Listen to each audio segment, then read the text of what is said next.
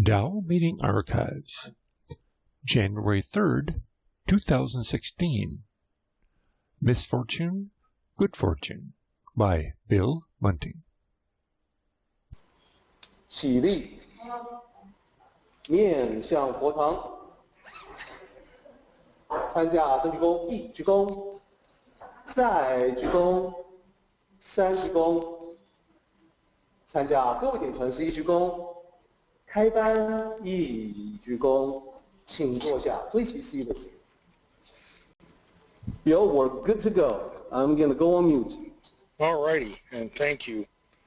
And good morning or afternoon or evening, whatever's appropriate for the time zone you happen to be in at the moment.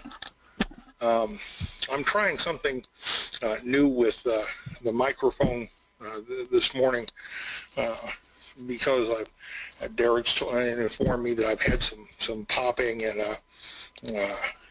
some problems with audio attack on the microphone by virtue of having held it a little too close. So now it's sitting on the tabletop next to me. If you can't hear me, just message Derek or something, or say something, and we'll do something else. Anyway, I wanted to talk this morning a little bit about good fortune and misfortune. It's a topic that comes up from time to time, and one that should come up from time to time.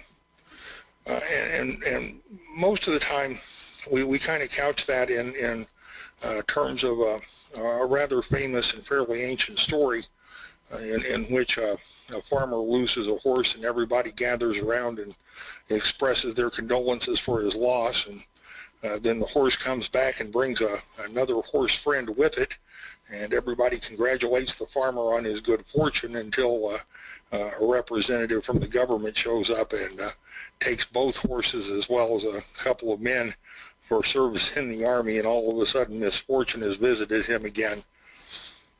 It's interesting and actually quite unsettling for most of us when something that we perceive to be unfortunate settles upon us or our families. And it's difficult oftentimes to make the association between misfortune and good fortune when we feel like the entire weight of the world is about to crush us. Interestingly, it's those times when not so good fortune visits that we need the Tao teachings the worst. When our faith should be at its highest and our use of the teachings should be at its best and most refined, we typically find ourselves in the depths of despair and having a crisis of faith and spirituality, because yet once again we've taken another hit to our spiritual gut, and we're not sure why. I'm not at all unfamiliar with those feelings, and there have been times since I've been cultivating the Tao teachings where, quite frankly, I've sat down with myself and asked, gee, what are you doing wrong?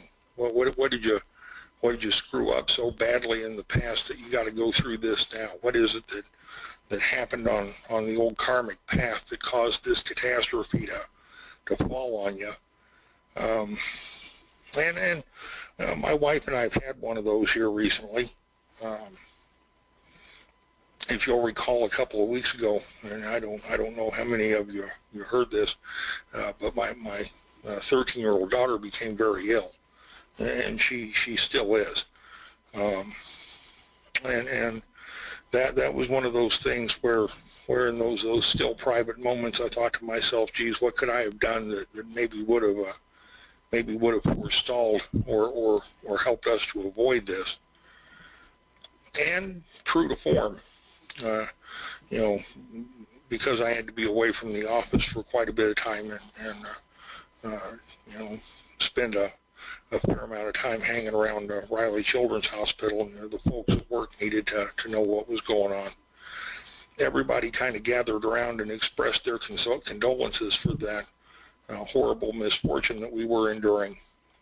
And it was while that was occurring that I thought to myself that there's a lesson in here. Now, I'm not going to say that I think everybody should endure a catastrophic illness to discover the root of the Tao teachings. I think that's a little bit intense to drive home a lesson.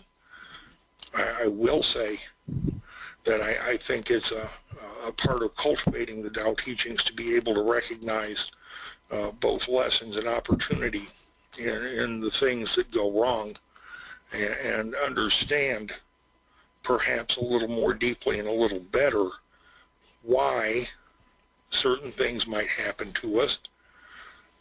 And the thought occurred to me as several people were lined up to express their condolences that everything in this universe happens for a reason.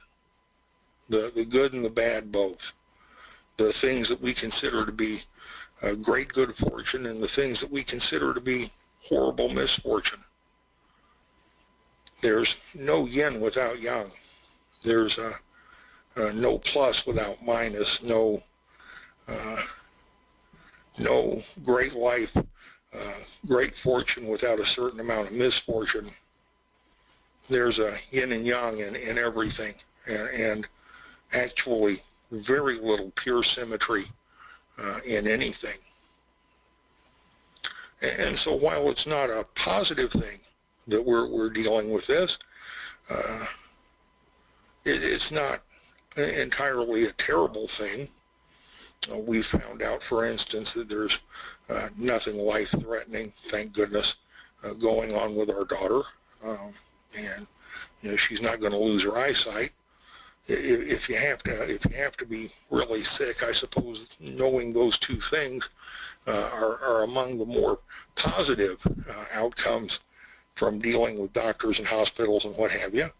And so in the middle of that misfortune, my wife and I were pretty doggone pleased to be able to tell our daughter that, ultimately we're going to be okay. As with the farmer and his horses, of course, discovering that one positive note still means that we don't know what's going on with her. But looking at that situation from this end, you've never seen such a tremendous and powerful array of great minds and clinical equipment brought to bear on an unknown ailment. I have very nearly absolute confidence in their ability to find out what's going on and do something about it. And I absolutely know that if this situation had occurred 50, 75, 100 years ago, that positive outcome would not nearly have been as possible as it is today. But those things are kind of all side notes compared to the deeper discovery that there are no accidents. We are not the victims of cruel fate and preordination. By and large, our great good fortunes and great misfortunes both stem from our own choices and our own decisions. And granted, most of the time we're making the best decisions we know how at the time. I don't know of anyone that I can say is purely evil or malicious or so horribly ignorant that they just can't make a good decision ever.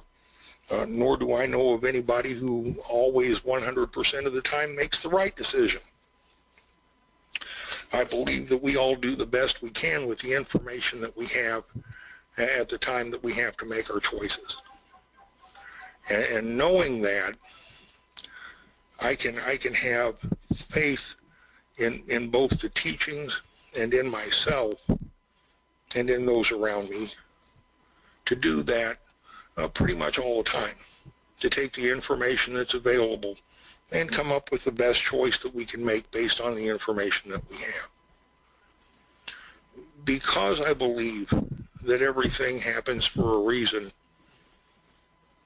I'm able to set aside a lot of anxiety and fear and sometimes righteous indignation for a deeper understanding of the real motives of a situation.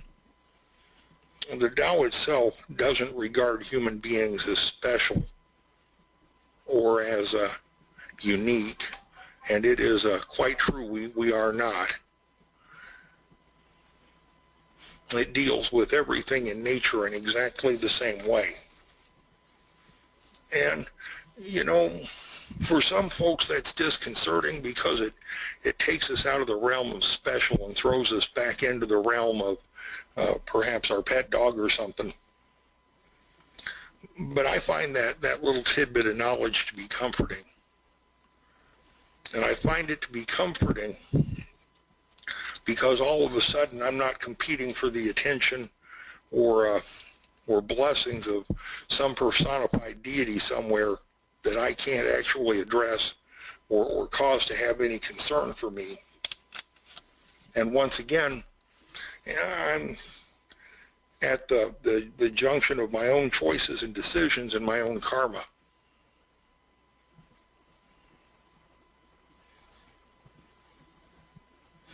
It's my hope at the moment that you all can hopefully understand why I say that's a comforting thing.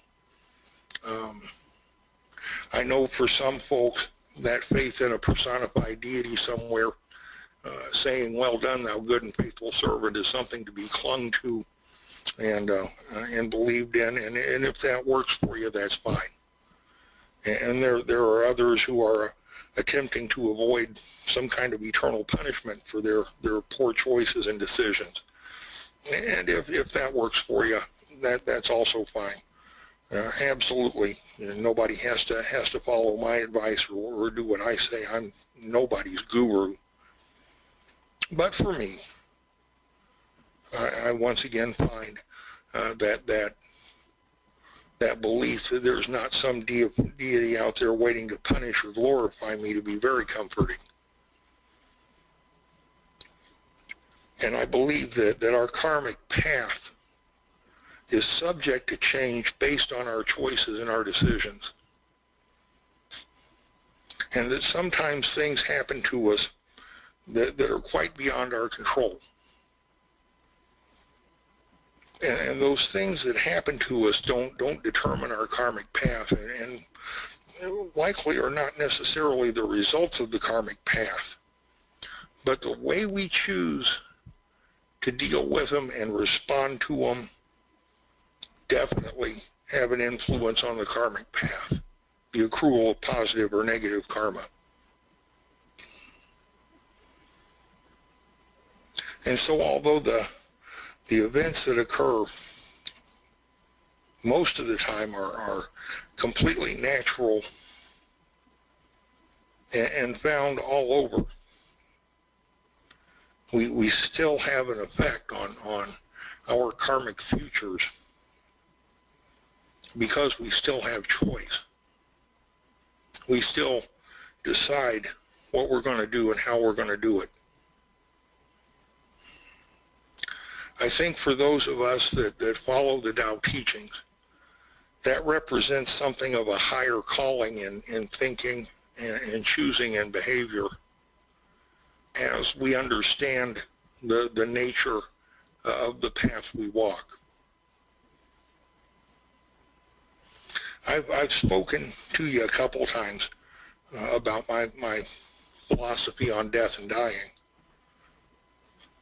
because for me, this karmic path, this path of the Tao teachings, starts when you're born and doesn't end until you die. And I think there's good reason to believe that path of the Tao teachings sticks with us on down that karmic path through probably multiple lifetimes. Once again, you can choose to believe or not believe in reincarnation or the continuation of that path. I personally look at the cyclical nature of life in the universe, and I can't help but draw a conclusion that says that this life cannot possibly be all there is to us.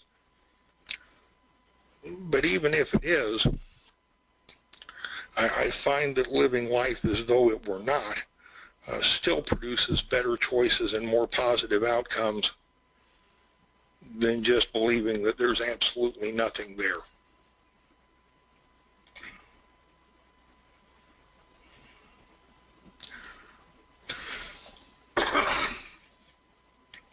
We all have to wrestle with both the occurrence of unanticipated good fortune and unanticipated bad fortune or misfortune in our lives every now and again. And those things aren't necessarily brought to us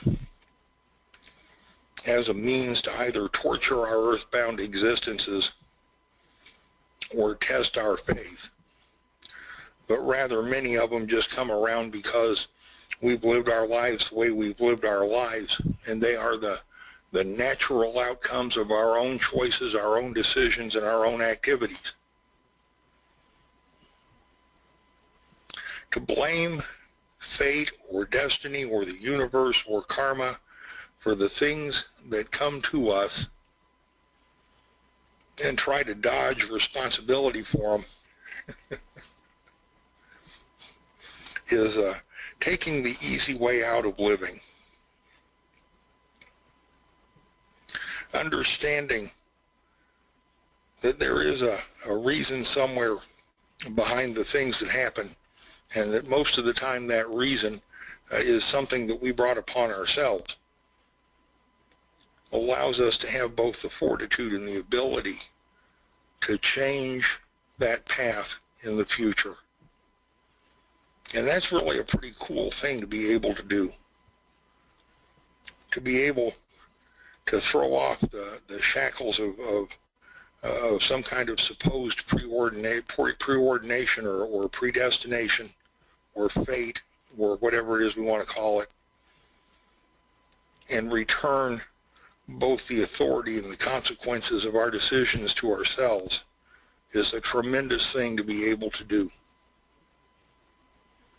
And it allows us to effect a real and lasting change in our lives if we but choose to do so.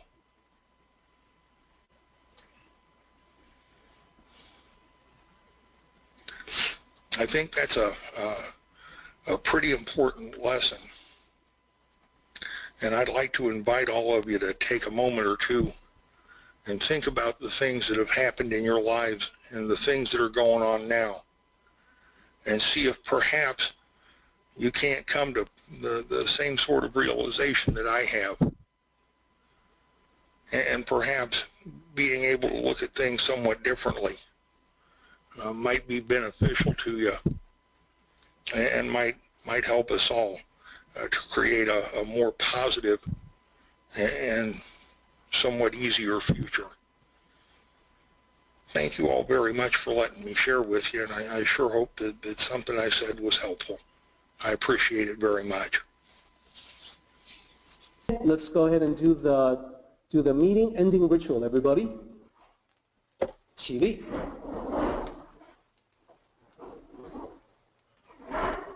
面上佛堂，此下生鞠躬，一鞠躬，再鞠躬，三鞠躬，此下各位点唇是一鞠躬，结班一鞠躬。Thank you so much, everybody. Happy New Year. We're done for today.